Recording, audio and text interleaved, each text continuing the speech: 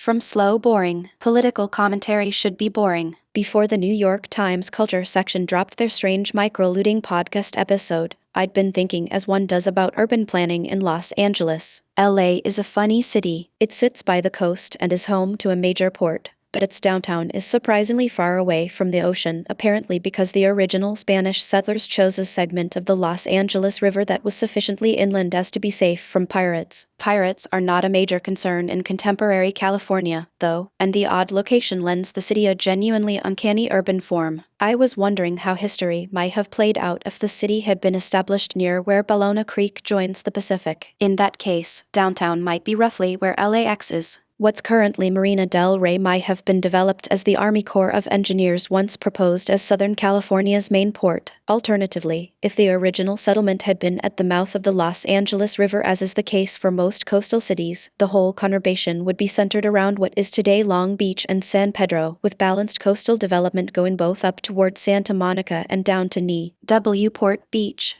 LA would be a much more conventional city, with the most desirable residential neighborhoods on the beach near downtown. This is the kind of stuff I like to think about, which put me in the mind of a Brat Beal song that I loved in high school, Polaroid Baby, off their 1993 album, Potamoth. The lyrics consist of the repeated incantation "burn to the fucking ground LA/Whitey's gonna pay/Whitey's gonna pay. The text is racial hatred, but the eerie tone of he singing sounds bored, and the voice clearly belongs to a young white woman. I loved SimCity as a kid, and if contemporary Los Angeles were a saved game of mine, I would delete it and start over again with the same map. I find the effect sort of entrancing. My 11-year-old says it's creepy. I also think the song is basically funny, even though the subject matter is incredibly serious. They're singing, of course, not about my urban planning fantasies, but about the riots that came in the wake of the acquittal of the LAPD officers who beat Rodney King. Needless to say, I do not in fact think that rioting is a constructive, useful, or moral political response, even to a genuinely outrageous one turn of events. And yet I happily consumed pro-rioting and anti-police music, even at a time when the overall tenor of politics was far more culturally conservative.